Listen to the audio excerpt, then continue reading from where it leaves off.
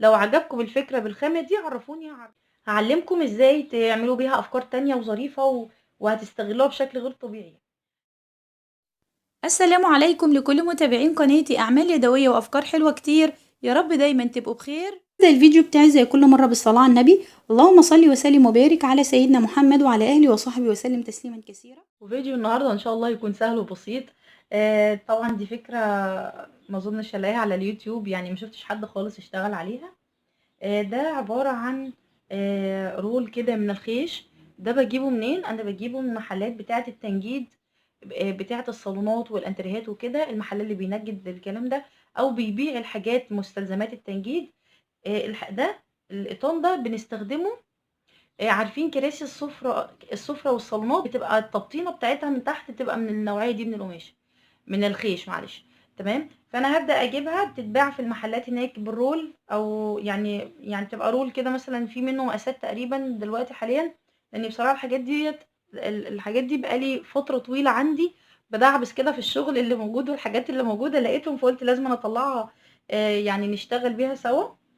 سعرها بصراحة أنا مش عارفة في الوقت الحالي كام، بس ما كانتش غالية خالص، ما كانتش غالية يعني. كنت باعمل منها أفكار خرافة. لو عجبكم الفكرة بالخامة دي ازاي تعملوا بيها أفكار تانية وظريفة وهتستغلوها بشكل غير طبيعي. تمام. يلا بقى تابعونا شوفين هنعمل ايه في الفيديو. أول حاجة أنا هبدأ اخد المقاس اللي أنا عايزة أعمل منه مشاية، أو أعمل منه سجادة صغيرة كده طويلة.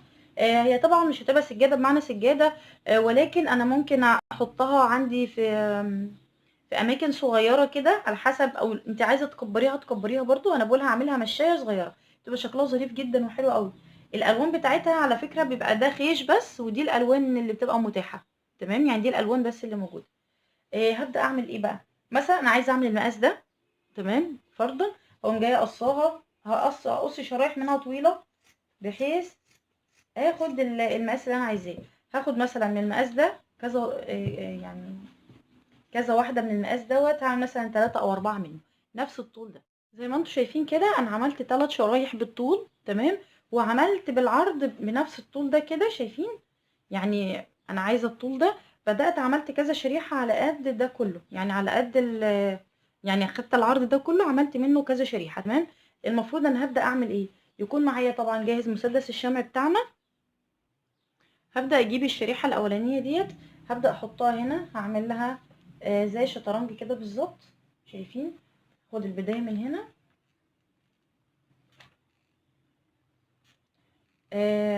طبعا لو انت ما عندكيش مسدس شمع وعايزة تعمليها خياطة، اوكي مفيش مشكلة.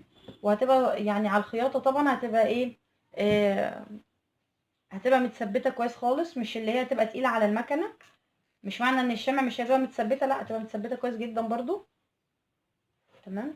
دي اول واحدة. بعد كده هنزلها من هنا، يعني تبقى واحدة عكس التانية، بس هثبتها كويس خالص من هنا كده.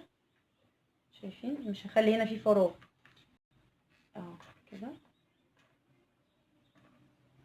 هتقولي لي طيب احنا ليه ما عملناش لون واحد؟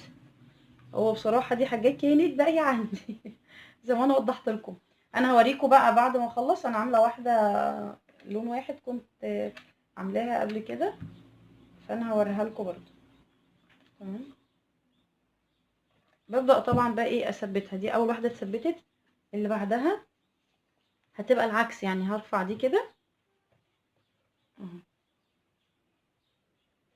اهم حاجة وانا شغالة ادخل دي كويس خالص جوه هنا. تمام. وابدأ بس اثبت الجزء ده الاول اهوت. وبعد كده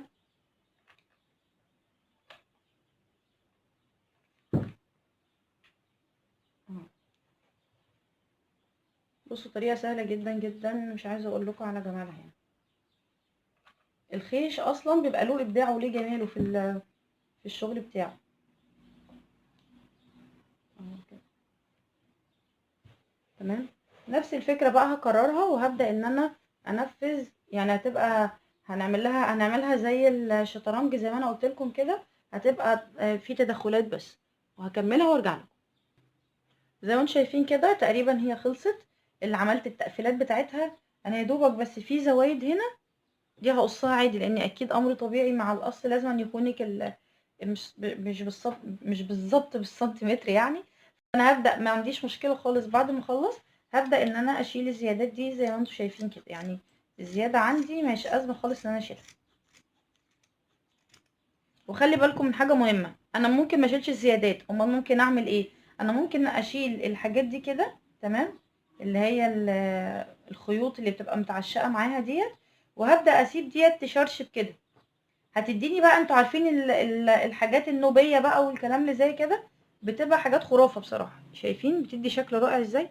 المتاح ليكم طبعا بتبداوا تنفذوه. تمام. زي ما انتم شايفين ديت الفكرة التانية اللي انا بقول لكم انا عاملاها اكبر شوية. بصوا الفكرة الاولانية ديت كانت صغيرة شوية عن المقاس ده، اهو شايفين الفرق؟ دي واحدة اكبر من واحدة اهي. ده اللون التاني طبعا. هعمل بقى المقاس اللي انا عايزاه وبالشكل اللي انا عايزاه.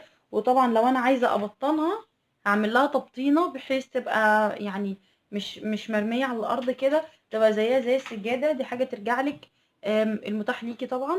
اتمنى الفكرة تكون عجبتكم، هي سهلة وبسيطة ومش محتاجة اي حاجة خالص.